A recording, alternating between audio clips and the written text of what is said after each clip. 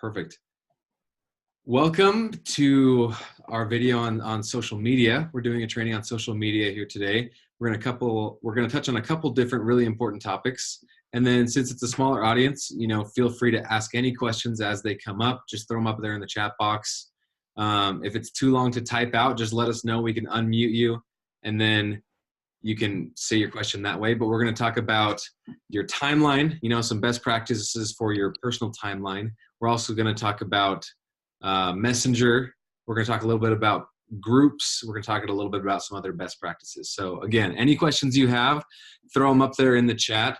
And for those who might be watching this on a replay, if you're watching this on YouTube, then you can put it in the comments as well. We'll do our best to answer questions there. So let's get going. First off, timeline. Or I guess let's introduce ourselves. My name is Brad Fletcher. I'm a field development rep with Xyngular. I'm Ty Porter, also field development rep with Xyngular for the East region. Awesome.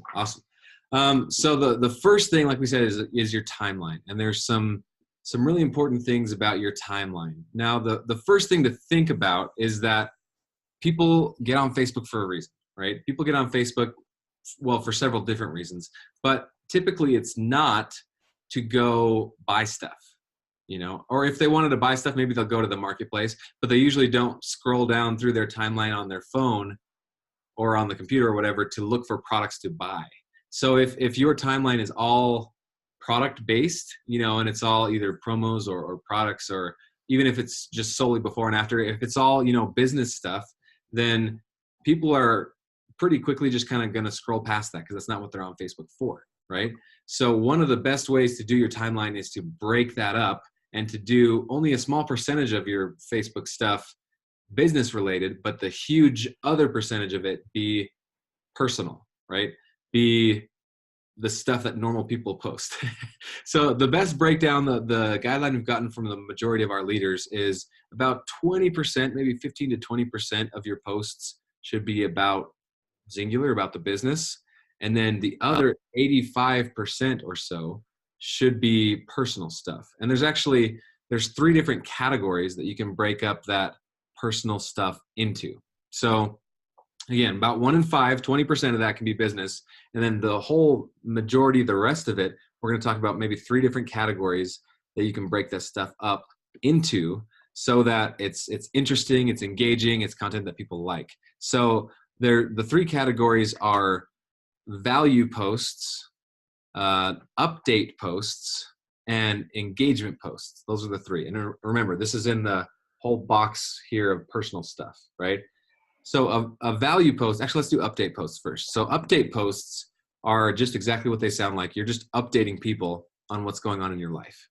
That's the big bulk of what people get on Facebook to see is what's going on in the lives of my friends, okay? So the update posts are, how your kid's doing, how your families are doing, this new dog you just bought, this fun activity you just went to, maybe sometimes the food you're eating, all that stuff. Those are all update posts, just letting people know what's going on in your life, kind of giving them a window into what you're doing, that kind of stuff. Those are really, really important. So as often as you can, just update people on what's going on in your life. The second type is a value post, like I mentioned, and that's adding value somehow to the lives of the people that are following you, the people that are your friends, right? So that could take on a lot of different forms too. That could be, for example, I know a lot of people like to post recipes. That's value, right? Somebody gets on your Facebook and they think, oh, cool. Hey, this is awesome. I could use this later in my life. Another example could be a lot of our distributors are involved in like the rodeo world. And you could say, post an article of 5 best practices for taking care of my horse during racing season. I don't know a lot about rodeos. I just kind of made that up. But whatever it is, we've got some distributors who are basketball coaches, like, 3 drills that help any basketball fundamentalist or like stuff like that. And then the third type of post in this bucket of personal stuff is engagement posts. And that's just posts that maybe you ask a question or maybe you say something so that other people can comment and like and engage in the discussion. So an easy example of that is, I just saw one actually the other day that said, I'm going on my first trip with my baby, my 2-year-old baby. What are some tips that you have for flying with a child? And then your followers, your friends are going to see something like that. Anybody that has a tip people, we love to give each other tips and advice. So anybody's going to comment in and say, oh, try this, try this, try this, try this, try this, all that kind of stuff. Another one that I've liked is, hey, go to the GIF bar, which if you don't know what that is, down at the bottom of every comment, there's a little thing that says GIF, and you can click on that and you can type in a topic and it'll put a GIF in the comments, which is like a moving picture. And go to the GIF bar, type in Halloween, the year that you were born, and then it'll pop up a picture, and that has to be your Halloween costume this year. That's a fun one where people can just engage, have fun, kind of be silly, and then they're like, oh, great, I guess I'm dressing up as a pumpkin this year or something like that. But those are just a couple of examples. But the idea is you're updating people in your life, you're adding value to them somehow, and then you're getting people to engage, because that's what's going to keep people seeing your posts. The more they engage, the more Facebook thinks they like what you're posting, the more they're going to see more of your posts. Exactly. Yeah. You also want to make sure, as you're making those value posts, those update posts and engagement posts, as he's mentioning, you want to make sure that you're having a very clear personal brand. He mentioned a little bit about, we have some people who are basketball coaches. So maybe during the value posts, they're posting about that sort of thing. But it should be really obvious when somebody scrolls through your Facebook page what it is that you are passionate about. If you look through any of our ambassadors and their Facebook pages, it's very clear to see their personal brand. You could scroll through, let's just pull a name out of the hat. Let's say Ursula Myers. If you scroll through her page, you're going to see that she's, a fan of leopard print clothing, right? She's a big fan of it. She has awesome fashion sense in that way. And you can see it as you go through her page, right? So pick a few things, from 1 to 5 things that really you identify with a lot, and then try to make posts around those things. So when you're making those engagement value posts, whatever the kind of posts you're making, that you can make a strong tie to who you are, so that other people, if they have those similar interests, they can resonate with that brand, and then be more likely to engage with you, be more likely to talk to you about those specific things. So again, a couple examples could be, we mentioned, basketball coaches. We have a lot of people that are into CrossFit, jewelry, travel. Travel is a big one because, we take you out on trips. So even if you're not, even if you don't travel that much yet, you're going to. We're going to take you. We're going to go travel. So maybe that's something that you want to add as your personal brand. But be thinking of different ways that you can implement a few different key aspects of your life into your brand. And then once you have that, what's going to happen is you're going to attract similar people, right? And this is true for both sides, both edges of the sword, so to speak. If you have a lot of positivity, if you just exude confidence, happiness, and just, confidence and happiness on your brand, then you're going to attract people who are also very confident, very happy, very, happy-go-lucky type people, because you are putting that out into the world, and you'll attract other people that way. Opposite is true. If we're making a lot of negative posts, a lot of things that spark up drama or, just arguments, right? We're going to draw argumentative people to us, and we're going to end up with a whole team of negative Nellies, and that's not quite what we're going for, right? So make sure that your personal brand stays positive and that it's aimed at specifically that kind of people you want to draw. So a good example of this is Nikki Rempel is great at making sure she always exudes business and professionality. So and fun, of course. If you know Nikki, she's fun, right? She's barefoot half the time when she's walking around. She lives in Canada, so it's cold up there. But she's still barefoot all the time, right? It's awesome. She's great. But she has that professionality, so she draws people to her that are business-minded because she exudes that in her brand. So keep that in mind as you're kind of personalizing your own brand. Absolutely. So important. And we did have a comment. So Tammy, you said they can be inspirational or scriptures. So I'm glad you asked that, because that goes right along with kind of what we're saying with the timeline. So both of those, I would say both of those are a little bit different. So as far as inspirational goes, I see a lot of people who post a lot of really great inspirational quotes.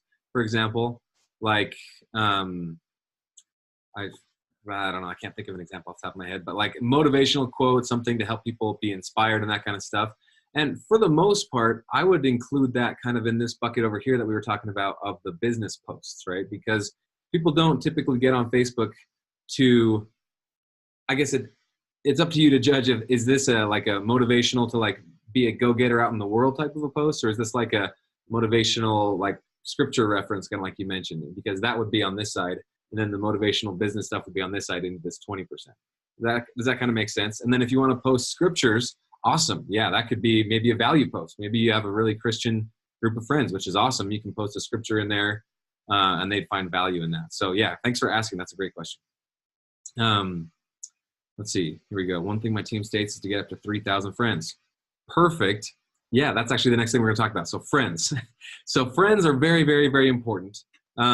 You've probably heard them say that, you know, the maximum you can have is 5,000, which is true. And it's hard to go from, hey, I have 100 friends, I have 200 friends. How am I ever going to get to 5,000? So there's a couple different things that you can do to find friends. So if you're just getting started in the business, one thing we highly recommend, and we talked about this last week in our videos on sponsoring, but we highly recommend creating a list of everybody you know, basically, right? Just sitting down, taking some time and writing out a list of every person you can think of. And that's an easy way to go find friends on Facebook. You can go onto Facebook and just type those names in one by one and add those people. Another easy way is there's a little tab. If you click on friends, there'll be a little tab that says suggested friends. And that'll be people that are friends with your friends for the most part, right? Or you can even go, if there's a friend, let's say somebody you've known for a long time from high school, and you think, okay, that person probably knows a lot of people from my high school, then you can go to that person and click on suggested friends on their list, and it'll take you a whole list of people that will probably be your friends as well. So there's a couple different ways you can go through your own suggested, you can go through other people's suggested, you can just even type down every single name from your list, and that should put them in there. And then a couple other great ways is to join different groups that are out there of things that you're interested in, and you can friend the people that are in those groups. You know, if, let's say, we'll just go to that example we keep using. So maybe you're like an elementary school basketball coach, let's say, for example. I'm sure there's a group of elementary school basketball coaches in your area. I'm almost positive, almost everywhere, there's a group for anything that you could be doing. Or maybe, you know, military wives. I'm sure there's a military wives group in your area or something like that. Go into those groups, find the people that are posting interesting stuff, you know, engage with them, comment on their posts, and then send them a friend request. That's another really great way to find friends. And then there's a couple other, I mean, there's a lot of ways that you can find friends. You know, sometimes I know people who go to their friends and just look through their friends' lists. So you go to your friend and their friends list will have just a whole bunch of people, and you can friend those people and say, hey, nice to meet you. I'm friends with Tammy and she's, you know, or I'm friends with Chrissy or whatever, and just kind of introduce yourself that way. So there's a lot of ways to get other friends. And your question is, isn't it odd to friend someone you don't know? And sometimes it can be if you have no connection with that person whatsoever. It's like, who's this person? Why are they friending me? Usually they're going to decline, not always. But if you have any type of a connection, I mean, people friend people that they don't know all the time, and it usually works out pretty well. So whatever you can do to get more friends, because that's how you're going to find those connections. That's how people are going to see your posts. So great question. Thanks for asking that. Yeah, that's great. So it's interesting. Now that you have those friends, Facebook is a little picky about what those friends will see when you post. And it can kind of go in depth. And we did a little bit of a training on the Facebook algorithms, if you want to call them that, that, you know, how that affects what your friends are seeing and how you can sort of not play the system, but really play to the strengths of the system to make sure you're getting the maximum reach and maximum, exposure. Your friends are getting the maximum exposure to your content. So if you want a little bit more in depth, take a look on our Facebook page, the Xyngular training. We have, we have that video for that training if you want that a little bit more in depth. But one great way, in fact, I think I actually saw a comment here. Just wanted to see if wanted to address that. Let's see. Is it odd to friend someone you don't know? I guess Brad kind of talked about that just a second ago. No, I mean, it might be a little uncomfortable at first, but as you make those connections, as you have that branding that they can resonate with, you know, all you need is one thing to connect on, right? Oh, you have a dog? Me too. I love having dogs. There you go. Now we're friends, right? It's that easy. You just need one point of connection. Then let's see, what is max to friends requests sitting out there before you go in Facebook jail? I believe it is 100 pending requests. Correct me if I'm wrong, Brad. Does that sound right? That sounds right. What a lot of our distributors will do is they'll send out friend requests, maybe even to a bunch of people they don't know. And then after a couple days, or even every day, you can go through and look at your pending requests. And if you see that a request has been pending for several days, you can actually remove that request. That way there's not too many pending requests out there. And then maybe someday in the future you request that person. But chances are, I mean, so many people are on their phones all the time nowadays that if it's been 3 or 4 days without them answering, then they probably either declined it or it's just sitting there and they're not ever going to do anything about it. So feel free to go through and remove your friend requests so that you don't have a whole bunch of pending requests from people that are never going to accept it. So that way you don't end up in Facebook jail. Yeah, and Facebook jail is not a fun place to be. I ended up there once just because they said that I had the Xyngular Facebook, and so it said, Ty Xyngular Porter, and they came back and said, Xyngular's kind of a weird name. Where does that come from? And of course, I said, well, it's for a company, and then they put me in Facebook jail for a while. But that's not a place you want to be if you're trying to build your business. So definitely keep track of those pending requests and make sure you're not adding too many. Because for a lot of teams, I know they try to add like 10 or send out 10 friend requests a day. It won't take long to get up to the limit at that rate. So keep close track of that. And just like Brad said, if you find that there's some requests that have been out for a little while, feel free to just cancel those requests, because if it's taking that long, they're probably not going to get back to you anytime soon. Anyways, back to it. So your friends will see different posts that you make. You have different levels of reach with different types of posts. But the maximum reach you can have on Facebook is through doing a live video. If you go through a Facebook Live and honestly, it can be about anything. It doesn't have to necessarily be about the product. But when you do Facebook Live videos, you get that maximum reach. You get that maximum exposure to all of those friends that you're talking to. Especially if you can get it based around some sort of major life event, like a birthday or meeting your nephew for the first time, or whatever that may be. Those are the kinds of things people want to see, because they want to get that update on your life. So a lot more people will engage, and you'll just grow that reach. And then when it comes time to talk about something really important, like let's say we have a really good promotion, or there's a really awesome new product that comes out and you really want everybody to know about it, live is the way to go, because that's going to get you the most people to see it as quickly as possible. So let's see. Yeah, pardon me. Make sure the quality of those live videos is really good. If you can keep it from kind of being shaky, if you're walking around, try to hold it as smoothly as possible. Some people even get those steady cam things that hold the camera still as you're walking. Those are awesome because it gives very high quality video. If not, that's okay. Just make sure to keep it steady, either on a tripod or something. But a lot of people like to say, nobody likes to talk to a chin. So sometimes we'll see Facebook Live videos that look like this, where you're saying, hey, I just wanted to check in and tell you guys about, and when it's that close, that's a little uncomfortable, right? So you want it to be a fixed camera if you can, or a steady camera somehow, and make sure that it's good quality video. Make sure you have good connection to the internet so it's not cutting in and out. Those are the kinds of things that will, if it's not done right, will cause people to leave and not engage in it. Keep the videos short. You want the maximum video length to be, it can vary, and different teams have different limits, but if you think about it, think about what the longest video you would watch would be if you saw the timestamp before watching it. If the video said it would be 10 minutes, would you really sit down and watch the whole 10 minutes? Not unless it was a really good looking video. Unless it was a really enticing video, you're probably not going to spend a full 10 minutes watching it, right? At least coming from my experience. If it's a 2-minute video, why not? Everybody's got 2 minutes. Everybody got 30 seconds, right? So if you can have just like 5 to 10 minutes on your live videos, that's pretty good, and especially because some people won't start at the very beginning and go all the way. They'll see different lengths of that video. Aim for about that length. Keep them short, keep them simple and straight to the point. So yeah, aim for about, honestly, 2 to about 10 minutes is a good time frame. And the reason that Facebook Live videos are so good, they're so impactful with your people when they're watching, your friends, because you're being vulnerable, right? It's live. It's not something you can just go back and edit and like cut out all the parts where you stumbled or you stuttered. I just did myself. You can't go back and cut those out, right? Because it's Facebook Live. So that vulnerability is what causes them to have that connection. They see that you're a normal person, and there's a certain level of charm to imperfection. When they can see that you're a normal human being who struggles to express themselves. Sometimes you are at a loss for words. That's okay. We all do that sometimes, right?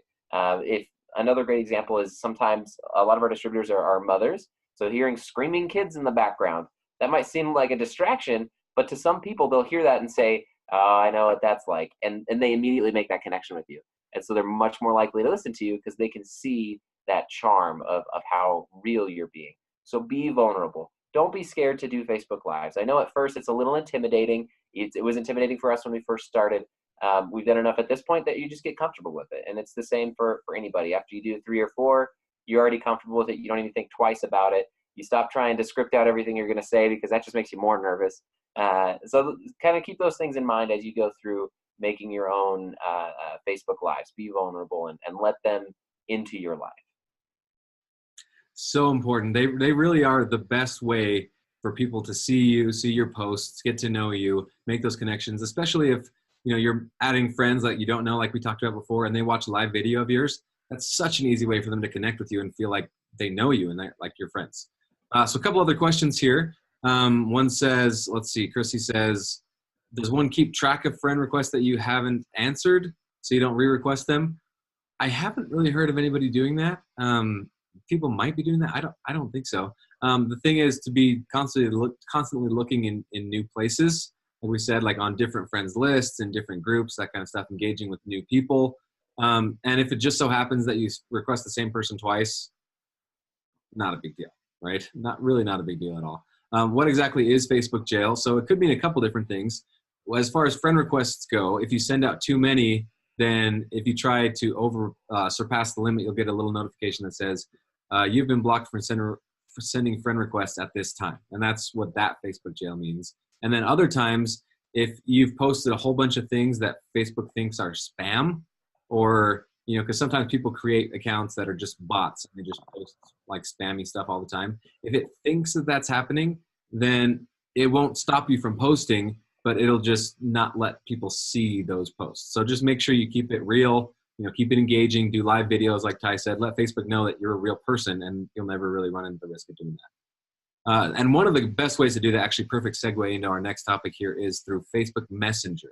So you're probably all already using Facebook Messenger, which is great, but there are so many ways that this can be a benefit to you.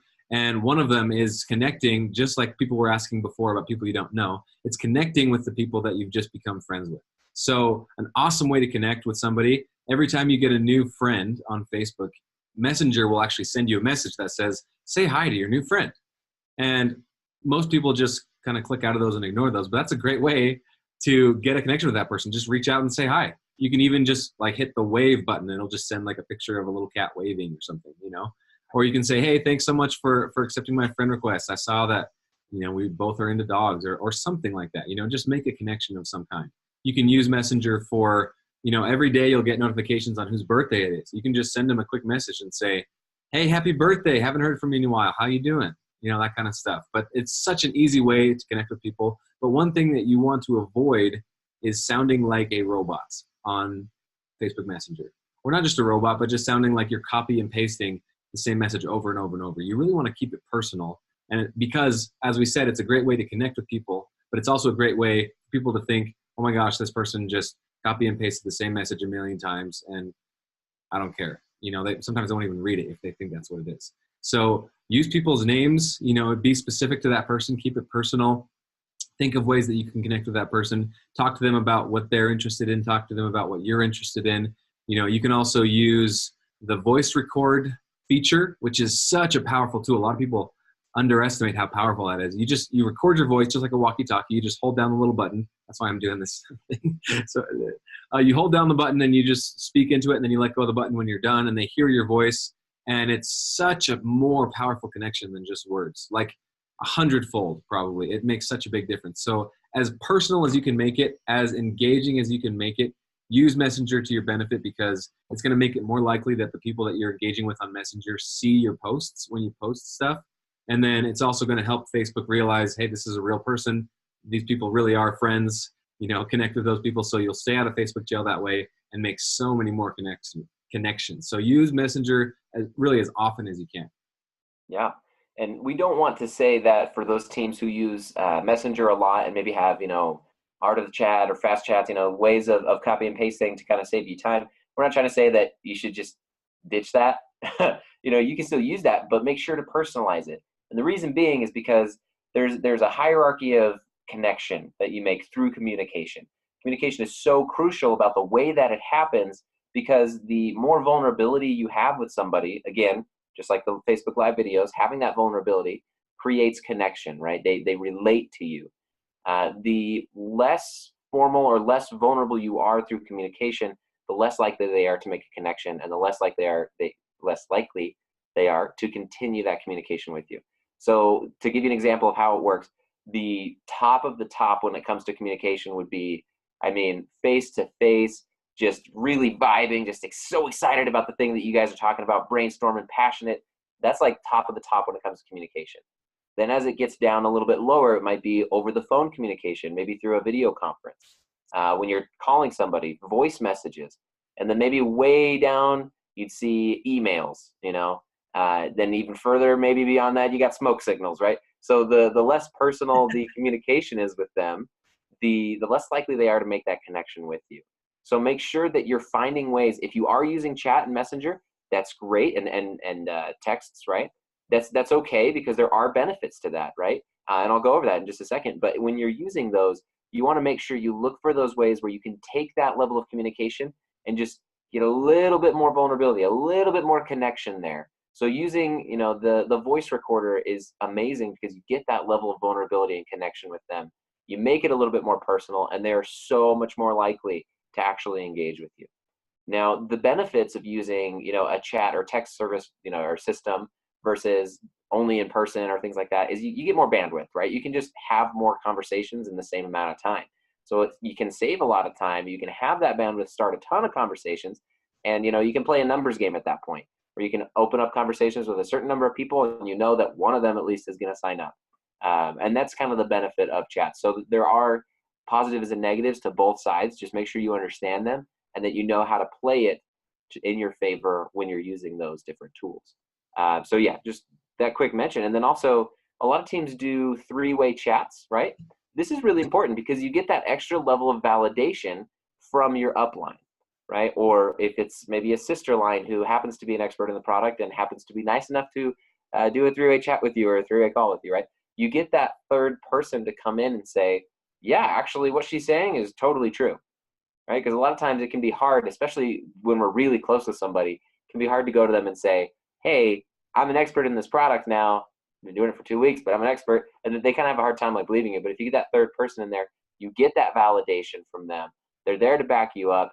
And a lot of times it can give you the opportunity to learn how to present the product in a convincing way from someone who's done it a lot, right? Your uplines have done this hundreds of times. They're so good at it by this point. If you just listen to enough of those three-way chats or three-way calls, eventually you're gonna be able to do it yourself, right? And that's the idea, is you can learn from that. And as your team starts to grow, you can become the expert on their three-way chats. So it's a really good idea to use those if you can. Some potential risks or issues you could run into is just that bandwidth again, right? But if you're willing to communicate with sister lines and with higher upline, right? You have 8 people above you who benefit from what you're doing, or 7, I guess. If you're talking with them and you can get them to help you out, if the person directly above you isn't available, go to the next couple, right? Find someone who can help you out on those three-way calls and chats, and that can be very beneficial for you. Again, adds that credibility to what you're saying. And sometimes it can be good to find someone who's gone through the similar situations that the person you're talking to is going through. Again, going back, let's say that you're a basketball coach, but the person you're talking to happens to be a beauty pageant star, and you have no way of making that connection because so far removed, right? But maybe someone in your upline or a sister line who has a lot of experience in that field. Awesome. Let's get them on a three-way call or chat, pardon me, and then they can help validate and speak to that and say, I remember what it was like, and this is how it's helped me a lot. So having those sort of connections through three-way chats can make them very powerful. Again, it's creating that level of connection and that extra level of communication too. Yeah, and again, just like we've been saying this whole time, the goal is connection, right? Three-way chats is a very, very important way to do that, and I guess very powerful way to do that as well. So we've got a couple other comments, questions here. Tammy, you said they scare me. I think you were talking about the live videos, and they can be kind of scary. The thing is, the more you do them, the more comfortable you'll get. It's same with anything, right? So Chrissy says, but also you're not alone. It scares everybody when they first get started, but it really comes pretty easy after a little while. So Chrissy says, I've seen some doing live video interviews on Facebook. How does one go about getting that? Do you ask an upline or who? It scares me too. It scared me too when I first started doing them. And the answer is you can do it however you want. I mean, the easiest thing to do is just ask your coach, ask your coach or even somebody you signed up or maybe your coach's coach You can ask whomever you want. If you want to talk about specifically products, a specific person who had a specific result, then just ask that person. I've seen people do those all the time. It's really, really easy to do. Just make sure there's some funny quirks. I mean, you can just Google it and say how to do a, split screen live video, and it'll give you some tips and tricks there. So before we get into some other questions here, that's kind of the end of our training here, our presentation. So we'd love to get in some Q&A, but for the recording purpose and everything, we're going to end it right there. So thanks so much everybody for watching, and that's the end of the social media training.